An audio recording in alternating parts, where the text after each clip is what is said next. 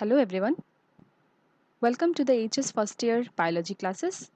I am Sukanya Roy and I am going to start my first class with unit 3 of the HS first year syllabus, that is chapter 8, Cell, the unit of life.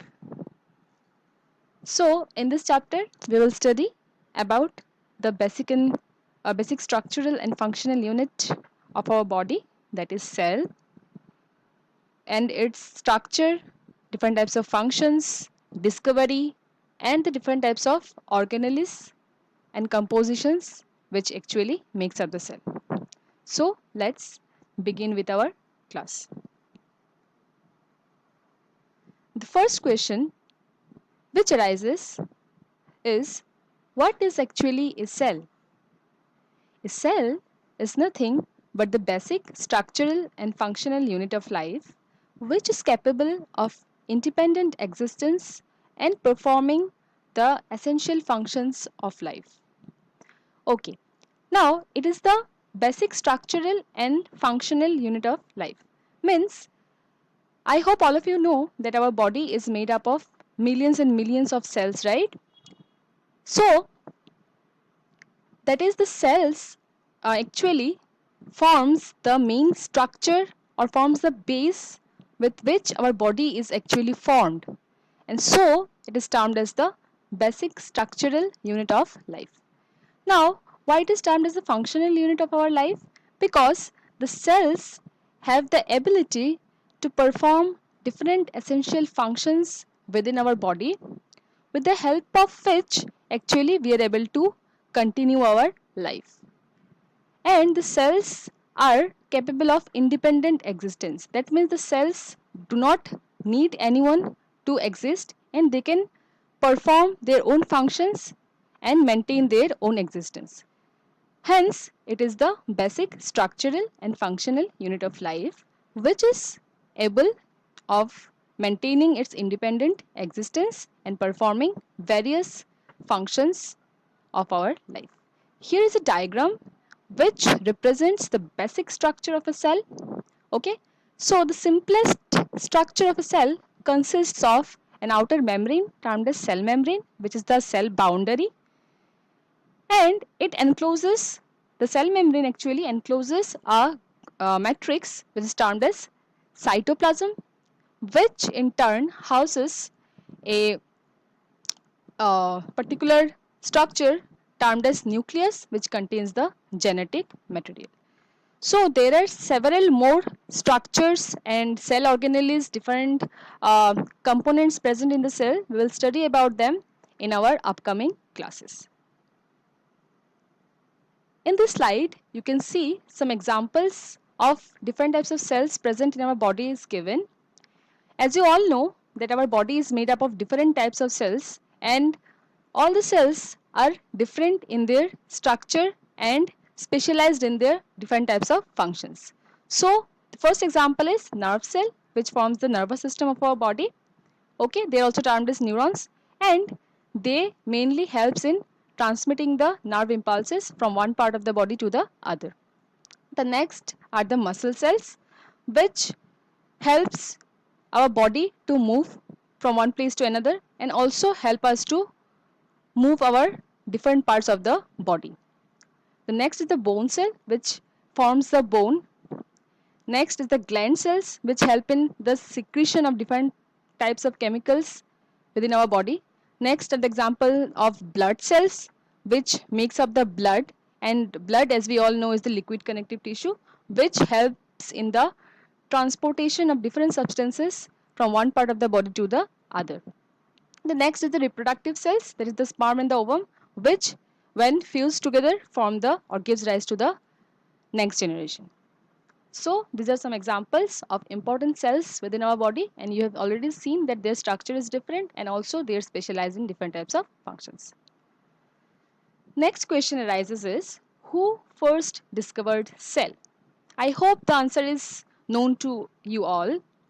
The answer is Robert Hooke, who first discovered cell in the year 1665. However, he first saw the cell walls of dead plant cells. He was not able to actually see the or observe the live cells. Okay. The first living cell was observed by a Dutch scientist named Anton van Leeuwenhoek in the year 1673. He was the first person to see and describe a living cell for the first time in the different sources of water like raindrops, sample of pond water, etc. And he first called them as animalcules because at that point of time the names of bacteria, protozoa, all these things were not discovered. And this discovery was indeed a great breakthrough in the entire field of biology. The next topic that we will study is about the cell theory. The cell theory describes the basic properties of all cells and is a basic principle in the field of biology. The cell theory was formulated by two German biologists, Matthias Jakob Schleiden and Theodor Schwann in the year 1838 to 1839. Matthias Jakob Schleiden was a German botanist who dealt with the study of plants, while Theodor Schwann was a German zoologist who dealt with the study of animals. Both of them together stated that all the living beings are made up of cells in the year 1839. While another scientist named Rudolf Virchow also made his contributions to the cell theory later. He said that all the cells arise from the pre-existing cells. So let us see the different statements made under the cell theory. According to this theory, all the living organisms are composed of one or more cells.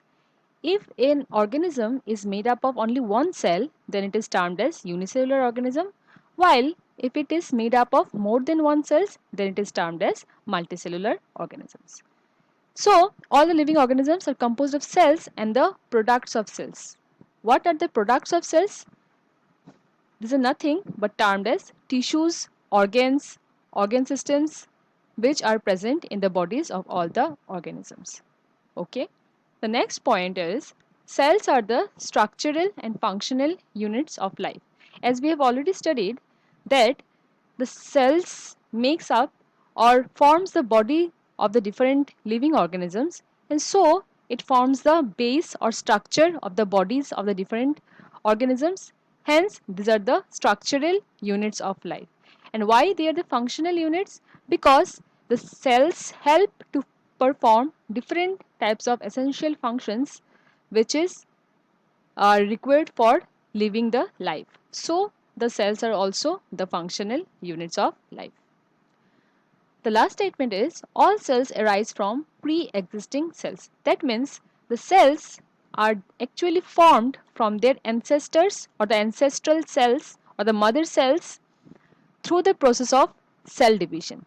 So this statement was actually given by the scientist Rudolf Virchow, and it also contributed to the cell theory.